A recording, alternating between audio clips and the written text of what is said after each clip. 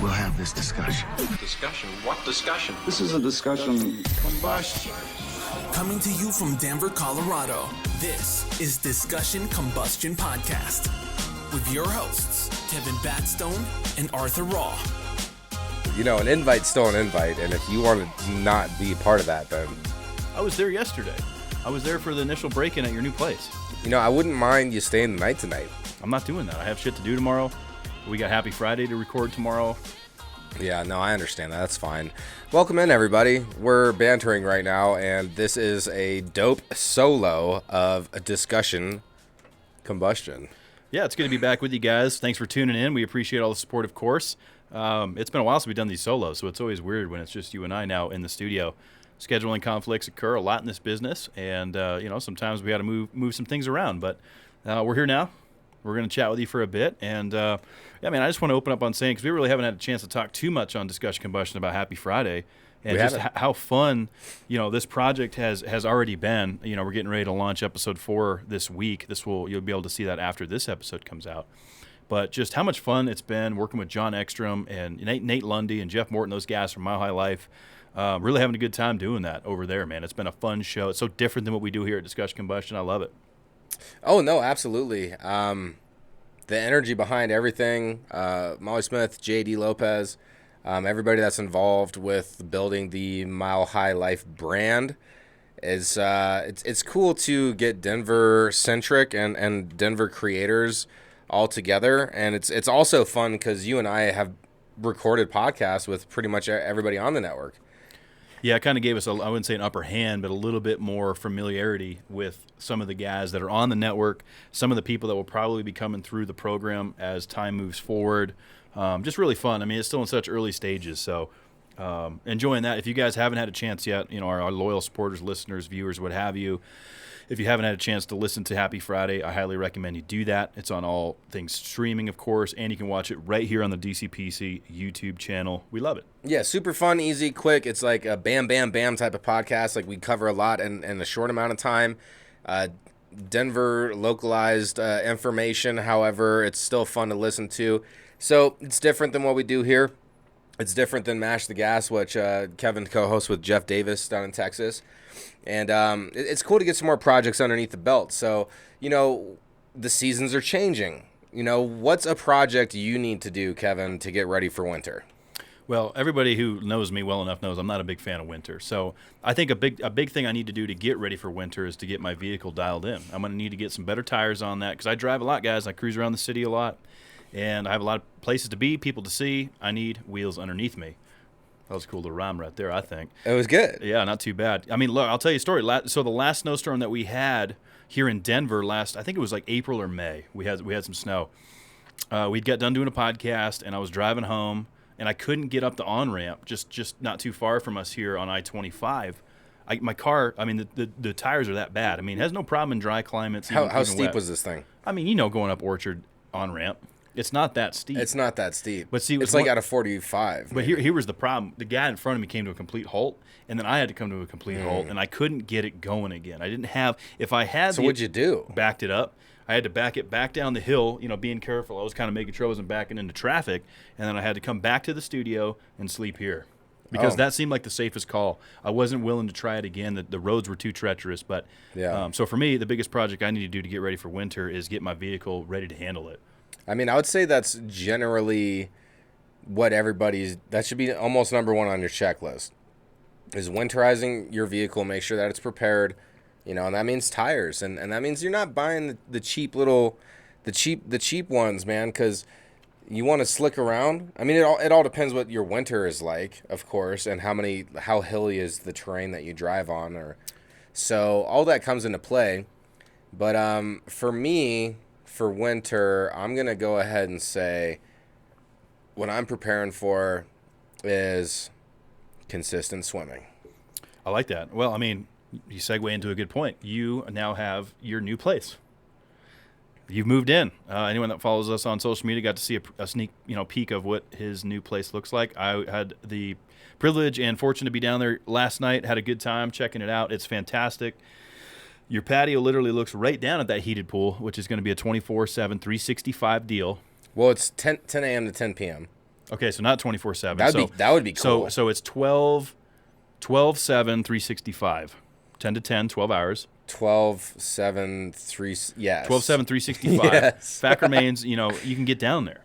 Yeah. And it's heated. Yeah, but it's like, going to be a little grueling, and I'm looking forward and preparing for that winterization of myself, because I'm going to have to go in there. That water's going to be cold as fuck, but I'm But still I thought it was heated. No, but still it's going to be cold getting out. Yeah, chilly getting in and out, and I'm looking forward to that challenge.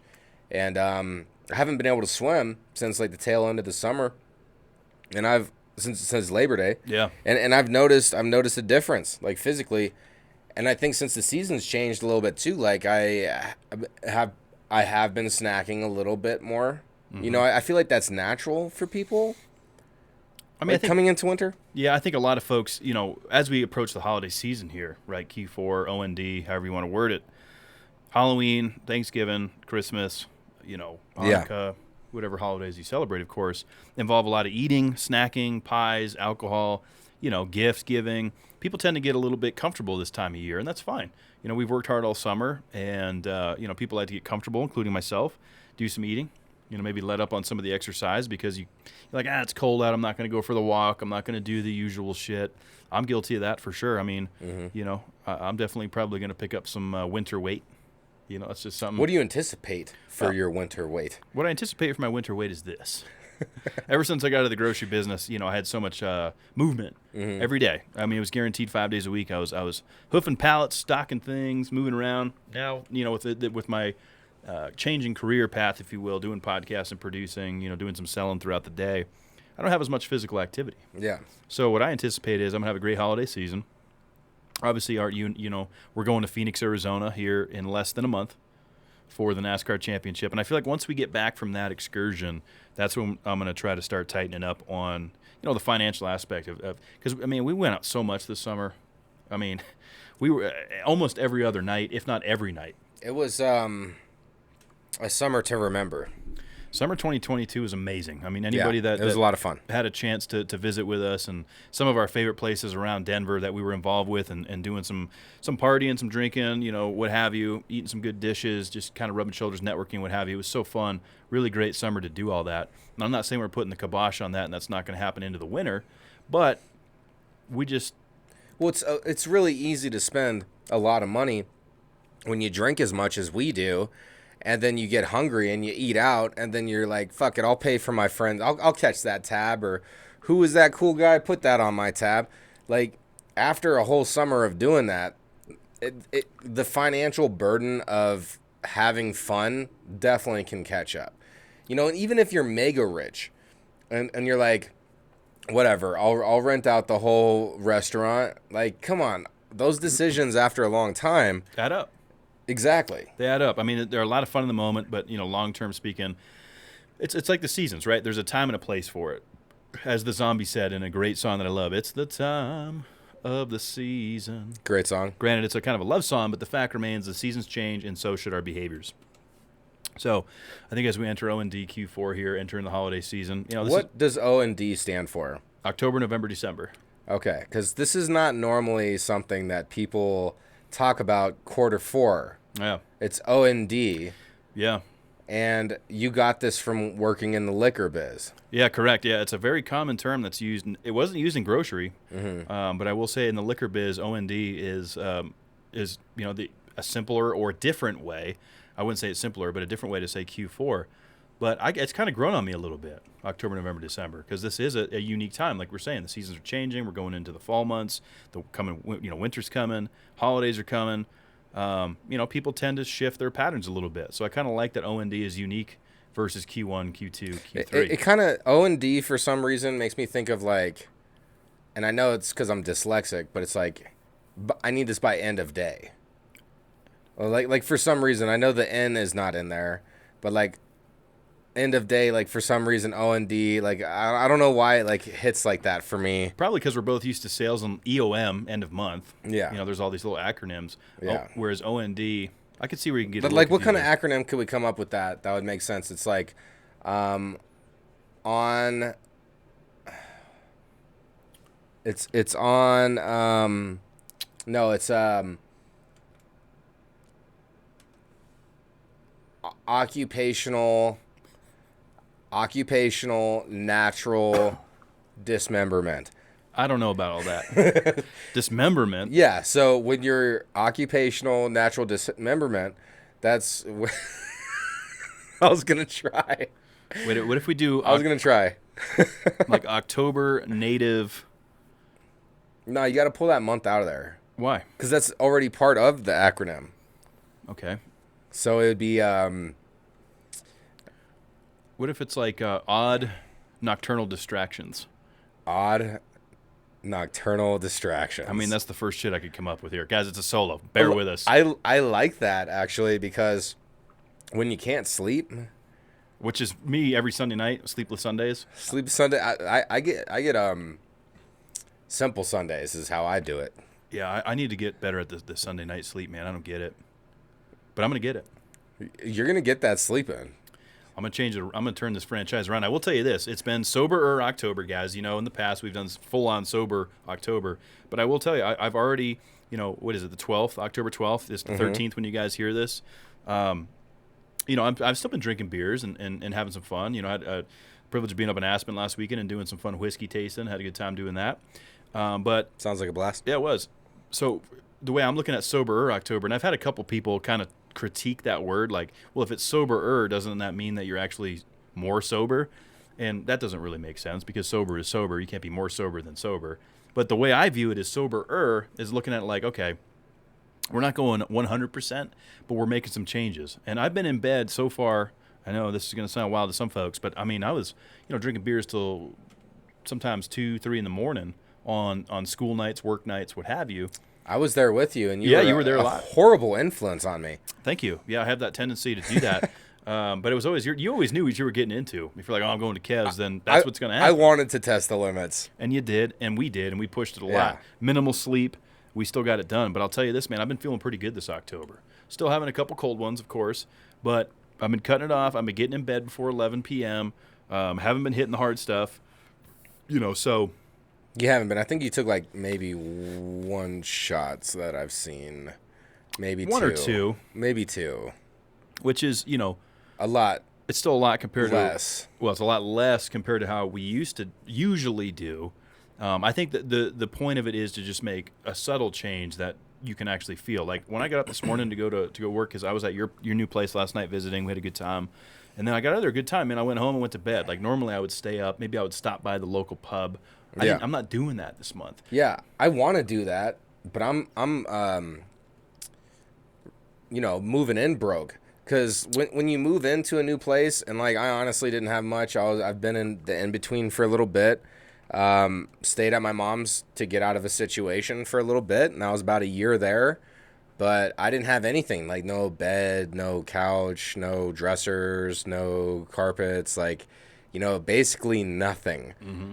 And I loved it. I loved being minimal like that. It's so freeing to have nothing. And I absolutely suggest people cleanse all the items and random shit that you have. But getting into my own place now, I got space to fill. I want to fill it with meaningful things. And I ran out of my budget really quick. I mean, I'll get paid again on Friday. And so I'm just going to plan on doing 1 or 2 items every paycheck so then I could still, sustain everything else, which is equally as important. Yeah, you're able to, kind of stagger a little bit and, financially prepare for the things you need to I mean, you pretty much have everything now to sustain. You have a place to sleep, a place to sit, a source of entertainment, a place to clean, cook, food. All of the essential boxes are checked here now. Now it's just about kind of adding layers to the comfort. The creature comforts. Correct. Creature comforts. What are your biggest creature comforts, Kevin? Creature comforts? Mm-hmm. Well, I mean, you know me pretty well. I mean, it kind of piggybacks off the staples we just talked about. When I moved into my place, I know we talked about this a few months ago when I went through that. I was fortunate enough to already have basically a full furnished set. Yeah. So I didn't really have to seek too much out. But what I did seek out was all the stuff for my fish tank, because you know how much I love that. I was about to say that the fish tank is your creature comfort. That was the one that I put a lot of money in. And then just the little stuff that you're experiencing now. Like, I had to get a new toaster oven, some area rugs, some decor for the bathroom, some throw rugs, things like that. Like little things that just add a touch that you're like, man, that's not going to be too much. But then when you add it up, you're $300-$400 later. Yeah. But once it's done, and then you just have it. Adds up quick. I'm a little indifferent, and look, I've seen success from this, and I'm not completely putting it down, but there's something about Facebook Marketplace that I know is, if you're being frugal, it's really the place to find some amazing shit. There's some good shit on there, man. I've had good success with it, I'll tell you that. But I also love going in and just getting it brand new. That's how I did it. So it's like I'm kind of dealing with that in between. So I know I already talked to you about this, but I'm going to just repeat it for the episode's sake. Thank you, people, for always sticking with us. But I feel like I'm going to go into the department stores and go look at and sit on couches that I like live action. And then from there, take the search to FB Marketplace and see if I could find something that has that same build, something that I know I'll like, because it's kind of a gamble on there, right? I mean, it is kind of a gamble. I mean, I've definitely done it successfully many times with not necessarily couches, but like coffee tables and things like that. Sold things on there. Our good buddy Craig, he bought a nice piece of furniture off there that we were involved with assisting getting. The couch is epic. Yes, it's that nice. couch is nice. It was like just over $100. Yeah. So it's not that I don't think 100% of the time you're going to get some shit on there. There's no question. You're going to get some ass Debris. You're going to get some whatever. I mean, there's probably some things on there that aren't pleasant. But especially if it says free, stay away from that. Unless you're really down and out and you need something, right? Because there is a lot of good free stuff where people are like, look, I just want it out of here. I don't want to move it. You come get it. I've done that. And people come get the shit. But, I think you're going to pay, if you pay about $100 to $200, if you stay in that range on a sale, you're going to get a nice piece of furniture, I think. So that's the route I feel like I need to go. And it's fun, though, man. It is fun to try to, like, fill it in and fill in the place. And I don't think I've ever mentioned this on DCPC, but I've never actually had my own apartment, like, by myself. Like, it's always been with, like, my brother or a friend as a roommate or a girlfriend or girlfriends, and I've never actually had my own place. So as of today, this is, like, my third day there. So I spent 2 nights there. I worked there on the day job today. And it's interesting, and I'm looking forward to figuring out what makes me tick more. Well, I mean, it's so new to you, too. I mean, like you said, you've had your independence before with friends, girlfriends, what have you, but there's just something different about when your key hits the lock, both exiting and entering, you know exactly what's on the other side of that door. Yeah. And there's just something about that is nice. And I think everyone that hasn't experienced it should experience it unless they're already past the point of having a potential to experience it. There's a saying like, when you get used to living on your own and having things a certain way, I'm guilty of this. I do. I enjoy my sanctuary and leaving it exactly the way I left it and re-entering it the way I left it. Nothing's different. There's not a dish out of place. Like it's my mess. It's not somebody else's. It's not, someone staying over, because I've had that too. Even living on my own, a buddy stays over and then his clutter's there now. Yeah. I'm usually pretty good about picking up after myself, all right? Oh, I'm not worried about you. Yeah. No, you always put things back. I always fold the blankets. I make the couch after I sleep on it. Yeah. That's common courtesy. Dude, I'll even sweep your floors with you. I've seen you do it. Yeah. Yeah, I'm not. So that's a solid house guest. Because sometimes you say, like when you said that, actually, not sometimes, when you just said that, I was like, well, who in the fuck else stays over other than me? Well, I mean, you got to remember when you and I first met, I was on my own. Well, not when we first met. I was living with my old roommate. Then I was on my own. And then I was on my own for even longer, right? And then I had so I spent a lot of time living alone. I've spent time living with girlfriends as well. And generally speaking, I just like being on my own. I think there's something that is nice about that. Does it get lonely? Sure, but I have friends that come over for visitors, or maybe you miss certain aspects about how it once was. But man, I think once you get in that mindset, because you're entering this, you're in your first week. You're gonna, as time goes on, when you come down next year to re-sign that lease, and you go, man, I cleaned this place. I left it the way I found it. All that kind of stuff. Better than I found it. But I mean, like when you exit, like so when you come here to do a podcast and then you go home, you're I see what this you're is saying. exactly how I left it. Because why I jumped the gun there. Because there's something about when you have hardwood floors and tile in an apartment And carpet in your place. You have all three. And they come in and paint. Like these painters, they like if you're painting fast, and they all are, like it splatters sometimes, and there's like these little paint drops, and I'm obsessed with cleaning. Like I'm OCD about it. Like I love to keep my ship tight.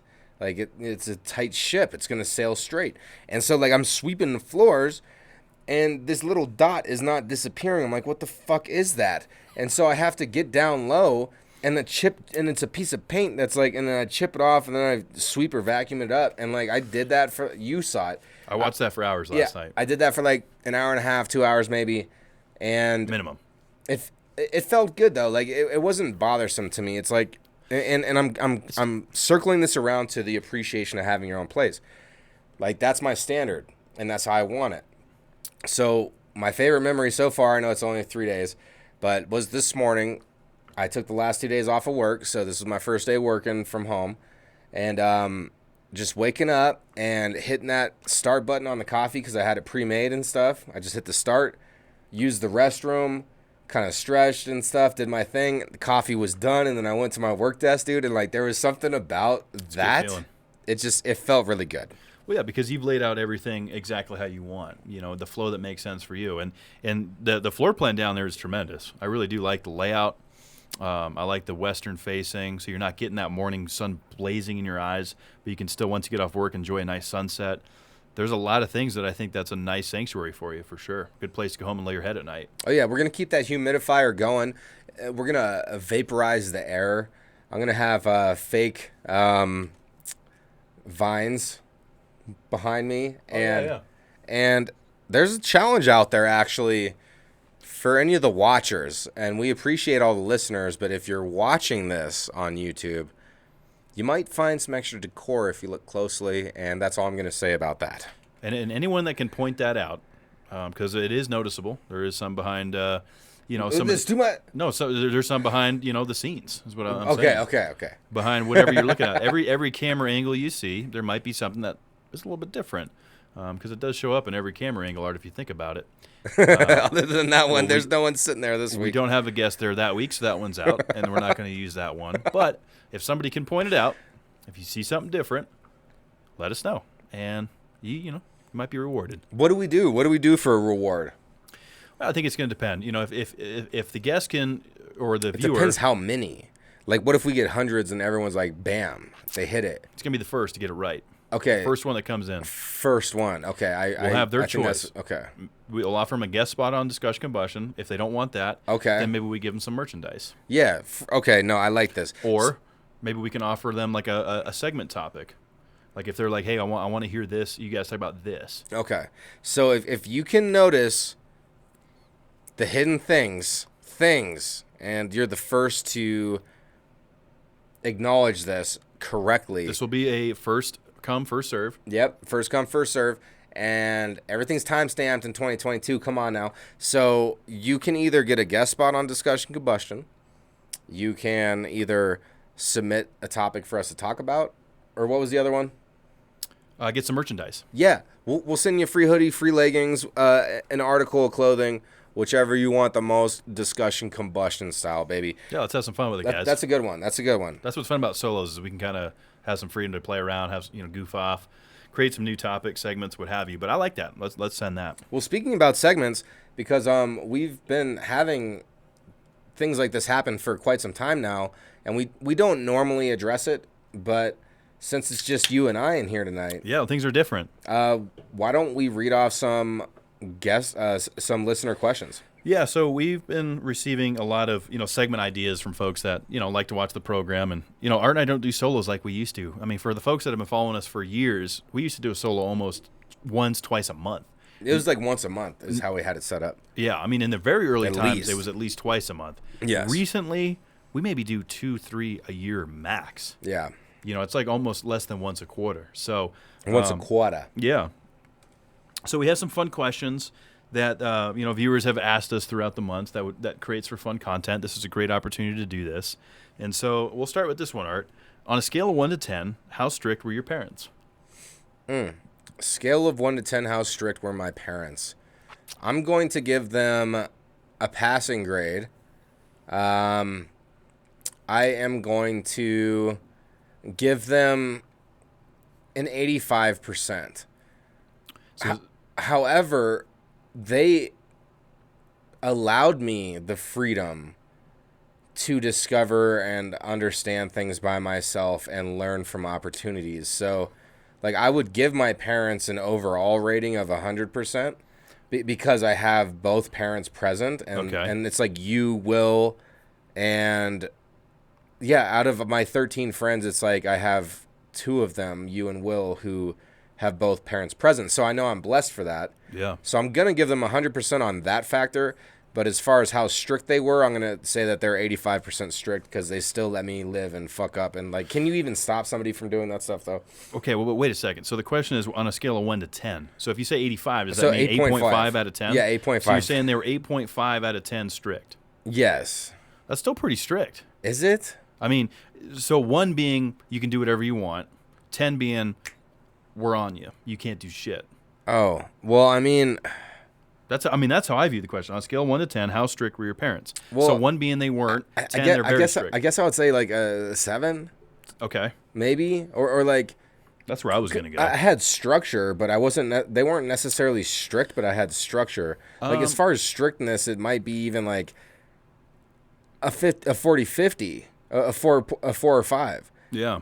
I don't know why I keep thinking this in percentages, but that's just where my head goes. Well, I mean, if you're doing it out of 100, so if you say 4 or 5, that's 40. That's a 4 or 5 on the scale. Yeah, 450. So let's just call it a 5. It sounds like that's what I'm gathering mostly from you. It's kind of an even. Yeah. Keel. Not too strict, not enough strict. But they were both present in there my entire life. Well, yeah, but right? that has nothing to do with them being absent or present. It's how strict. Yeah. How strict you're raised. So. Okay, what's your answer? I'm gonna go with a 7. Mom and Dad they definitely, they had their thumb on me for sure. And I was kind of a wild child. I was a bit of a wild card. I did some stupid shit. I was suspended a lot in high school. I know, Mom, you had to live through that. And Mom always had a joke too, growing up, because she did give us some freedom. Me and my buddy would go goof off, and I grew up in a small town. Yeah. There was only so much trouble you could get into, but we would find it. And she knew that it was out there. So, Mom would loosen the leash a little bit, and I'd go out there and make some mistakes or whatever and get reprimanded for that. And, Dad was on the road a lot growing up. So it was always, when Pops comes home, you're going to hear about it. But, Mom had to carry a lot of that throughout the week. And so when I would make, stupid decisions throughout the week, Mom always had this joke like, the baseball bat's in the trunk. Okay. You fuck up. That's in there. Okay. Not that I ever was. She never used it on us. So it was just more of a reminder of you need to be tightened up. Yeah. Have you ever had your mouth washed out with soap? Yes. As well. I said some profanity when I was young. I cursed at my mom before I was 8 years old. Like I was like 6. Yeah, I got the bar of soap. And like, yeah, she let me have it. And I don't think I ever really cussed at my mom similar to that ever since. And like, you know what? As I should. As we are young humans, we're reckless. We don't have any life experience. And it feels good to be growing up and getting older. Like, yeah. and God, thank you for every day, because I had plenty of opportunities to die, and I know my peers, I've lost many on the way, and I'm sure we all have. And so getting older is a blessing. And like, a lot of people will go off on like, oh, I can't admit my age, or I don't want to look my age, or like, you should be ecstatic that you made it there. Sorry, I could easily go on a raw rant, but I'm sure we got more questions in here. We do, and that was a fun one. So that was good. I don't have. Here, what's the next one? What's the next one? Let me see this. Well, list. there's a bunch. I mean, there's just a bunch. Okay. All right, I see the next one here.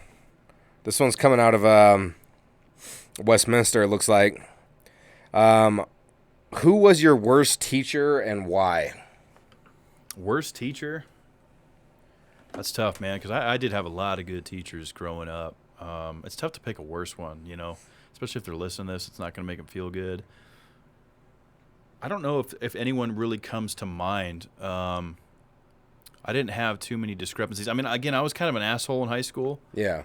In middle school. Well, more high school, I became kind of a one of those kids that would lash out looking for attention, things like that. But I had a lot of great teachers that supported me and always believed in me and kind of pushed me into like meteorology and helped me along those ways. So those stick out more to me. So like worst teacher, that's just a tough one, man. I don't know who I want to throw under the bus here. Yeah. Nothing really jumps out. I got something. Okay.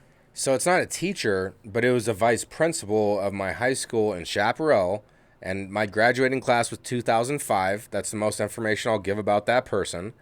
And they have recently gotten let go of Douglas County schools because of misconduct, and they had worked their way up. But my reason for not liking this person is because of how pretentious this motherfucker was.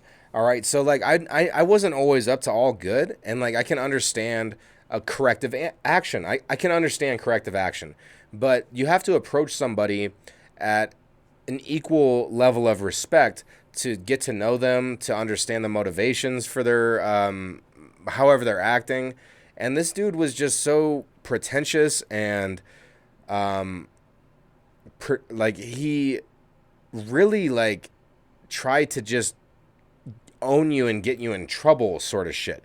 Like it wasn't like, because there were other teachers that knew the shit I was doing, and the way they would approach me would be like, come on, man, like I know you're doing this and I know you can treat yourself better. This vice principal was not that type of person. Like you know, when they have movies and stuff or like series or shows and they like have that one person that's like the pretentious asshole, and like that's that character, it's meant to be that way. Well, this was that principal. There's always one. And so that, no, vice principal, that was him. And what an unpleasant individual. And it sounds like karma has caught up to them, and you're welcome for never succumbing to you. Yeah, I think when I look back, because I was such an ass in high school. I mean, anyone that knows me, I just was. I was a class clown. I got suspended a lot. I wasn't real good to the principals and the vice principals and a lot of the guidance counselors that were there to help me. You know, I was in a different place back then. So I don't really see any reason for me to single anybody out there. I feel like they all did have the best intentions in mind when I look back on it. And, you know, if anybody does listen from back then, I appreciate the support, of course. Yes. So, again, it's hard for me to pick out, like, who was my worst teacher, because I feel like I'd have to go way back even further than that to, like, elementary school. And how much can you really analyze about if this teacher's good or not when you're in elementary school? You don't know any different. I mean, you just know that this is an adult figure as a teacher, you know, whatever, you know. When we were kids, we're like, oh, teacher's coming, shh, you know. Well, what makes me think, too, like, you know, like what you're saying, going way back, you know, and at one point this vice principal was a child. Like, you know, what did they experience to put them into that judgmental place that didn't have any reasoning or empathy with juvenile delinquents? You know what I'm saying? Like how did he get judged by his parents? Yeah. You know, and so you got to give it grace. You can't get overly upset about external influences in life. And trust me, I know it's extremely easy to get influenced by external influences in life, Especially when you're that age. Yeah, you're easily influenced by your peers, what you see on TV. You know, I was a big professional wrestling fan, which John X would be very excited about. Of course, he knows that. You know, not playing a character, but like, you know, carrying some of like the Stone Cold Steve Austin and some of that mentality in a little bit clouds your judgment. I mean, that's just one example. You know, kids are easily influenced, you know, and they need a little bit of leadership, guidance, what have you. But you also got to give them the freedom to play and be able to carry out some of that stuff. So I think that's kind of sums that up. Let's see what else we got, man. All right, what was your favorite toy growing up? Oh God! This actually comes from a viewer not too far from where I'm from, up in the New England area. Excellent. Great question, man. This is honestly one of my. This one was specifically titled for you. This one's one of my biggest heartbreaks because my favorite toys, because it was a collection of a certain type of toy that I'll describe. But I ended up losing it. over years of going back and forth from my parents' house after the divorce. And so I did that, like, it was every 2 weeks. So I'd switch houses, and I, like, brought this one gray box. It was, like, a gray box that was, like, 2 feet by, like, a foot or something. And within that box were these, like, little mini figures that are maybe, like, a little bit bigger than your thumbnail. And they would bend at the hip, and their arms would swivel together. And I had Star Wars, I had World War II, I had Modern Warrior type stuff, and I also had all the fucking vehicles. So I had Jeeps, I had X-Wings, I had Cloud Cars, I had fucking all the TIE Fighters, I had MiG jets, I had all, like, a Hellcat from World War II, like, this whole massive collection. And on top of that, my dad, growing up, loved to build train model sets, and it was a 42 scale. And that's exact, like, these figures were almost exactly 42 scale. So he had these epic dioramas. Like a 142 scale, you mean? Yeah, 142 scale, yeah. And so my pops would have these epic dioramas. When in the house I grew up in Denver, Park Hill, he had a whole room dedicated to this stuff. And so, like, you'd walk into the room, and it was an entire train set. And so as we moved out of there, as the divorce happened, that big room kind of broke down into little pieces. However, those little pieces were still massive. And so I used to play with these toys on this scale train set that was scaled to the toys I was playing with. And it was so much fun. Like, I miss that. I kind of, like, there's, you know, just playing and making the and all the, like, and, like, scenarios. And I lost those toys. Those are my favorite toys ever. I've never seen anything in the stores that is remotely close to what those were. And it kills me. That's an ice pick to my heart, that question. Yeah. Man, as I was sitting here thinking about what mine is, there's a couple. There's a couple of kind of mine. I mean, I love being outdoors. I had Tonka trucks. So I love doing all that stuff. But I think favorite toy, time spent, creative mind, I had this big, just massive container of Legos. Oh, hell yeah. Old school style where you had the flat green square or the rectangles, and you could just build whatever the hell you wanted. And I think I spent more time enjoying the creativity of that and playing characters. I'd take the Lego man and create scenes, and then as I got closer to my, 10, 11, 12 years old, I started getting a little bit more adult-like with some of the sceneries, or the scenarios, I should say, that would play out. What do you mean, Kevin? Well, you had... No, Mom's watching this. Well, I mean, Mom knew what was going on in there. She knew. She knew. I was in there, just creating my own scenarios with these Legos. Okay, sorry. And then my buddies would come over, and then they would add in, and we'd have a good time with it, man. Sounds like fun. I feel like that, my wrestling action figures, because I was real big into that, and then being outdoors, playing with my Tonka trucks are probably the three that come to mind. G.I. Joes, too. I actually was able... I still have a majority of my Legos. I don't have any. Like, I have a majority of those. Other than the one you got me, that car, that was cool. And so, you ever want to play with some Legos? Let me know, bro. I'll break them out. Now, I have 2 Lego chest things where it's filled with Legos. Like, we could totally do this. We can make spaceships. We can make rally cars. We can make... Well, okay, what would be the first thing you would want to make with Lego right now? The first thing I would want to make with Lego right now? What would it be? I mean, I'd have to go back to probably building some sort of racetrack or competitive environment. Maybe like a shooting range would be kind of fun. I always like building scenarios that you could play characters and manifest your own stories, characters, ideas. Because like I remember buying or having gifts like a police station or something, and then you'd have that, and then down the road you'd have the marina, so you'd have your boat, and so you'd be cruising around. I don't know. It's what I loved about Legos was it was your world. You could create whatever you wanted, but when you have the freedom to create whatever, and you don't have those scripted schematics, so to speak, I'd probably want to build like a gun range or a racetrack. I feel like is where I'd go. I always loved building the boats. And, like, you would even, you'd get, like, the shell of the boat, and you could put whatever on it. I always loved, like, building war boats. That's fun. But as of right now, if I was to, like, break it out, I would want to build, like, a mini Lego set of, like, a cityscape. It doesn't have to be of a specific city. I would want to build a future city. You'd want the cyberpunk. I feel No, like. I would want a utopian. You would? A utopia, like, because cyberpunk's grimy, and I love all the neon colors in that. Like, I think it's so cool, and I love that whole idea of cyberpunk. Big fan. But for my Lego set, I would want something clean, pristine looking. So I might have to go paint some of my own blocks so like everything matches, and like build like a custom cityscape that I could like put out on my desk, and it's like, oh, that's just like a really cool looking futuristic city. That'd be fun. So yeah, I mean, would you build it on kind of those green? Because I always picture those baseboards, right? That's your foundation. Mm-hmm. Yeah. Is that what you're picturing?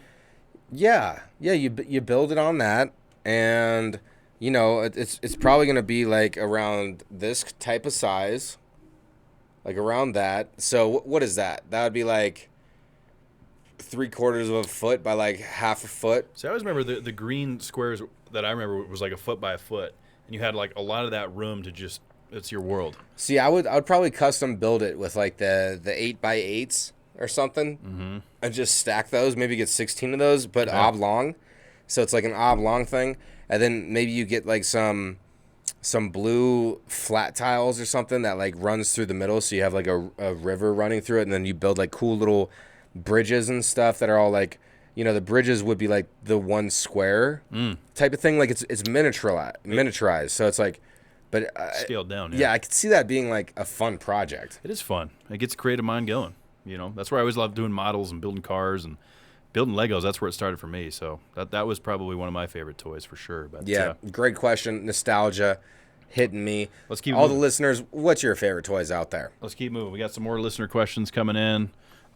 There's a bunch to choose from there, Art. You just kind of rattle them off. All right, let me see here. I definitely want to go with. Let's go with the one from the northwest out of Oregon. What is your pet peeve, Kev? What's your biggest pet peeve? Well, you know, I remember filling out my senior write-up in the yearbook because, like, one of the things you fill out is, you know, memories, people, and then pet peeves was always a segment of the senior write-up. And I remember writing in there, you know, again, I was 18 at the time. I think I put, like, Chevy pickups, people who ride their brakes, commercials, Geo Metros, that type of shit. Yeah. Now, I still feel like out of that list, the biggest pet peeve that I have that's going to carry, commercials. Commercials, that's a good one. Yeah, commercials. And that's also a little bit hypocritical because obviously we do advertising on this program, but there's something about it that's always just kind of irked me. I think it's the fakeness of it. I think it's just the cheesy acting and just the waste of my time. You know, when I'm trying to watch a program and I get interrupted by this nonsense, I feel like that's up there. Personal pet peeves, I feel like are, man, that's a tough one, you know, because I feel like they change as you get older because different things start to get under your skin a little bit and kind of pet peeve you, if you will. I think when I'm in public, people that just bury their face in their phone and just, you know, aren't very social, I feel like that's one. I got a good one. Okay. Complaining to just complain. I hate that shit. All right, it's healthy to vent and get something off your brain, get it off your chest. Go ahead. Get it off your chest. I'll listen. I respect that. But once you get to that point where you're literally just complaining and you're complaining to complain, you're complaining to get somebody to be like, yeah, that is some bullshit, and complain with you. Validation, yeah. You want complainers to complain about you, complacently complain about your complaints. It's bullshit. It's a waste of energy, and that reminds me of excuse makers. That's another pet peeve of mine, is this fucking excuse-making bullshit machine that some people have in their brain, and they manufacture garbage when they can't commit to things. You know what I'm saying? And like, there's a lot of different types of commitments in this life, and it's really easy to make excuses and then complain about it. So those are two big pet peeves that I have of mine. And so to conclude that thought on a more positive notion is, what do you do instead of complaining? You vent. You can talk about your problems, but then you look at it in a way where it's like, okay, I've vented it. I've put it out there. Now what am I going to do about it? I'm not going to make an excuse, because excuses are for losers, and people who actually go out and get it they're going to make reasons to why they're not taking up the excuses. So those two things, complaining and making excuses, huge pet peeves of mine. I've been in that place where I was complacent. I made excuses. I complained about fucking reality all the time. That's why it's such a big pet peeve for me, because I've had to work through that. I think that encapsulates a lot of things there. Yeah. Yeah, definitely things that can irk anybody. So let's do one more, Art, and then we'll move on. Okay. So this one's coming out of South Texas, and here's a good one, man. I like this. What is the best piece of advice that you feel you have ever received? Best piece of advice I've ever received was given to me by my mother. And Papa, I know you don't listen, but I'm not discounting anything you said. You taught me all the trades and all this other shit. But Mama, she once told me when I was young and eager to learn and get it in, you can't take other people's opinions personally. You know, don't take what other people say, what other people do, or how they treat you. You can't take that personally. And when you really go to apply that and you really start thinking about it, like, okay, what's that mean? What's the circumstance where it's happening? How do I apply it live action?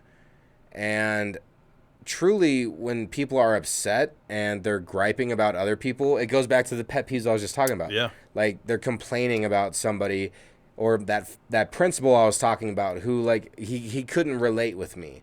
And so, like, he wanted to, like, just get me in trouble. You know, you can't take anything personally, because everyone's dealing with this hectic, chaotic existence that we're all fighting death from the day we're born. And so it's stressful. And not everyone has a full grasp or understanding on their emotions, and they lash out. You know, so when people are attacking or saying things out of a certain emotional stance, shouldn't take that personally. Yeah. You know, just live your own life. That's some of the best piece of advice I had. It's good advice. It's really good advice. You know, that's what I think what's interesting about this question is, you know, we asked so many guests on this program for people to watch, you know, if you could give humanity one piece of advice, what would it be? So we've heard a lot of advice come through, and I think that, you know, hearing what you had to say kind of made me think back a little bit, going before the podcast and hearing some of the things I heard, because the best piece of advice could have come years ago. And I'm also going to quote my mother. She wrote something on the refrigerator during my high school years, and it's always stuck with me, and it was, lean into the wind and don't let the wind knock you over. And so I think when you peel back the layers of that, it's kind of speaking a little bit to the same thing that we talk a lot about. Face it, go into it, don't be afraid to let it blow you over, lean in, you know, embrace what life has to throw at you. You know, because if you let it knock you on your ass, you've given up a little bit. You know, and it's okay to get back up and lean into the wind again. You could look at it that way too. But I felt like the metaphor and the advice that speaks, you know, she said it to me for so many years, including up until we started this project. So I feel like that was a good motivating factor for me, you know, kind of growing up and transitioning into an early adulthood. Yeah, I mean, we're both fortunate to have both of our parents, but also strong mother figures in our lives. And man, you know, let's all out there, all of us, let's really get into a habit. This is the challenge of this week, is let's get into the habit of appreciating what we had during each day. Like, it's so easy as we're falling asleep to think about the things that bothered us, or, oh, that didn't go my way, or, you know, I wish I coulda, or damn, I missed that opportunity when that blank happened. But what about the things that really worked out? Like, the little things, like, did you wake up on time to get to work without stress? You know, like, that's a checkbox for the win. You know, so I really feel like if we can all really focus on ourselves and count the blessings of the day and really appreciate that, then that's going to add value to our life. So that's the challenge of the week, is to really buckle down and appreciate the wins, every little win. Okay, what's a little win that you've had today, Kev? I think just kind of improvising with the situation we had here and figuring out how the show was going to roll. We went with it quick, and it worked out really well. No, I love that. One of my little wins was we have a great relationship with some of our coworkers on this floor, and they got to hang out with us, have a couple beers, and open up. We had some real conversation, and like that's a big win to me. Yeah. Yeah, I think anytime that you can, be faced with a situation and then go, okay, how do we adapt, overcome, improvise, whatever. I feel like that's always a good win too, because we're always gonna be throwing challenges. Things are not always gonna go the way you plan them. Traffic, shit. Now I gotta stop for gas. Whatever the case may be, there's always gonna be that challenge. So I think anytime that you can adapt, overcome, improvise, sure it might be stressful, but I feel like those are good daily wins amongst ourselves. Major success energy. Everyone out there, keep your success energy focused. Celebrate other people's successes. Through that, you will create your own. And let's all build that. Let's build each other up. Let's make sure it's genuine. And what a fun episode, man. I really love. I talk to you all the time. It's different in front of the mic. It is. But I had a blast sitting across next to you on the same side of the table. That has been great. Having a great chat, man. Yeah, it's been great, man. We're making big moves. I'm excited for you to be in your new position, living wise, and a lot of great things are going to continue to come. This train's not going to stop rolling. We got plenty of great content coming your way from here to the end of the year until next year, until years to come. And like I said in the opening of the show, we'd appreciate, obviously, if you guys check out Happy Friday as well. That's a project that we're excited to be a part of. It's a great opportunity. Obviously, it kind of pertains to the Denver and the Colorado region. We obviously have a lot of international listeners, so it doesn't necessarily do fit for all of you. But I will tell you this, even if you are living abroad, I think that you would enjoy some of the humor and some of the interactions that we have with Jonathan Ekstrom. I mean, just a tremendous trio that we have going over there, man. And I'm excited to keep that going. But as well, here at DCPC, man, so fortunate to do what we do, to continue to show up weekly. We were due for a solo. I feel like the universe kind of, served it to us. Just good to sit down, kind of check in, reevaluate. Here we are halfway through October already, man. I mean, it's going quick. This year's cruising. It is. We're going to keep mashing that gas and moving forward in a fast pace, but calculated and genuine. And that's all that I could ask that anybody out there listening, that you treat yourself with that same respect. Let's put ourselves first, and that way we can be our best selves to help everyone around us. Everyone, please be good to yourself. You guys deserve it. We'll see you soon.